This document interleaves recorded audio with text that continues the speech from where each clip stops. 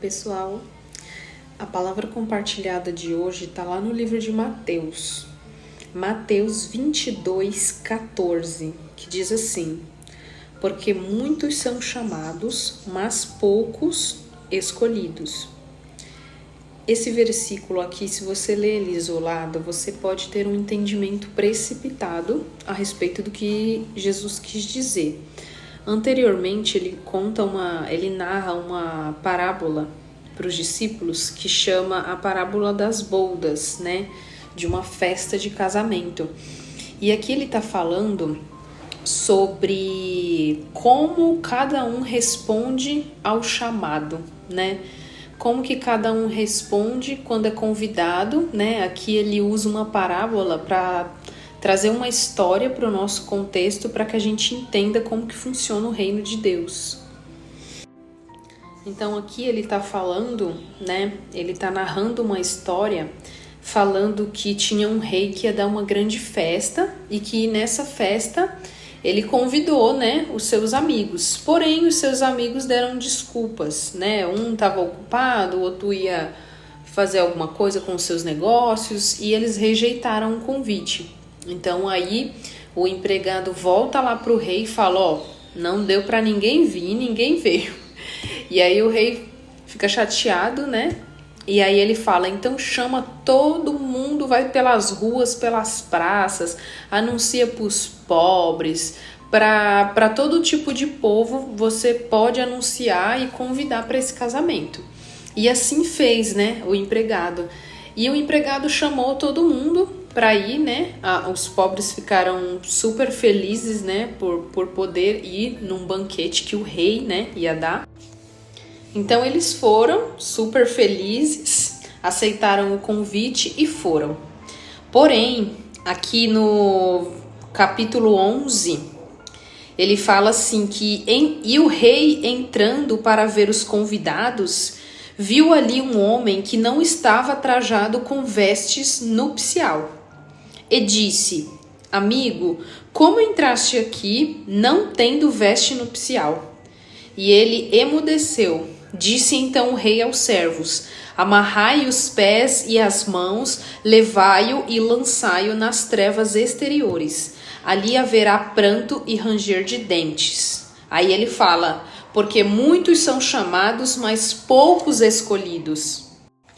Então, quando nós lemos o contexto da parábola, dá para entender que a questão do ser escolhido, né, está de como nós respondemos que Deus nos chamou, né? Não estou falando de chamado ministerial.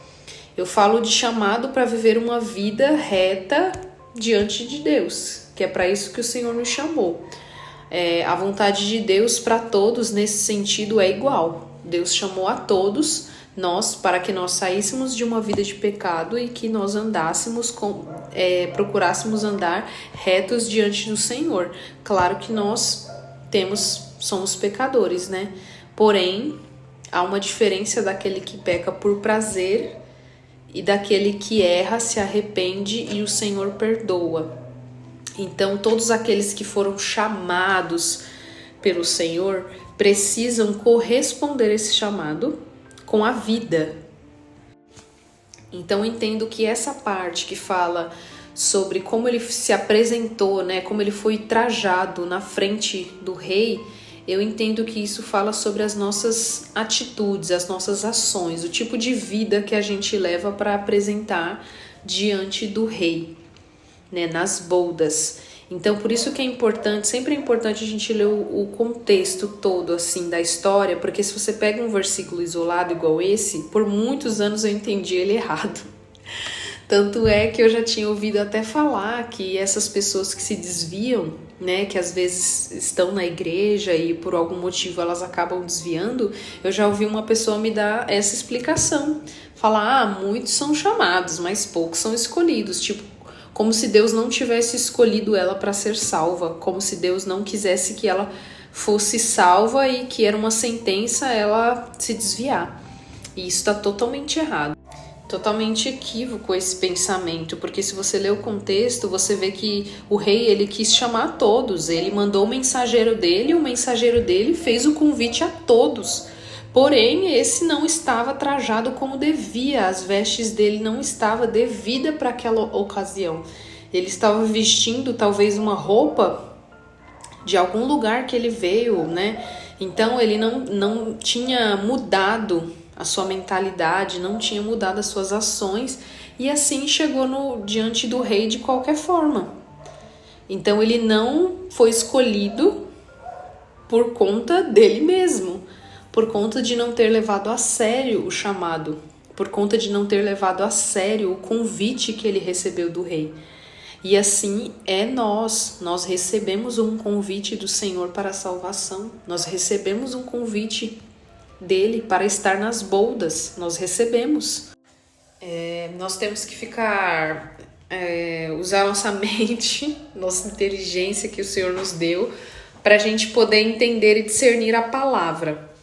Porque aqui o Senhor nos chama, o Senhor nos transforma, o Senhor troca as nossas vestes, o Senhor nos purifica, porém nós precisamos corresponder ao Senhor. Nós precisamos levar a sério o chamado dele para a nossa vida. Então, se o Senhor te chamou, sai da vida que você tá e leva o Senhor a sério. Tudo de melhor o Senhor tem para a nossa vida, em todos os sentidos. Então, é hora da gente limpar as nossas vestes, trocar as nossas vestes, né, se necessário.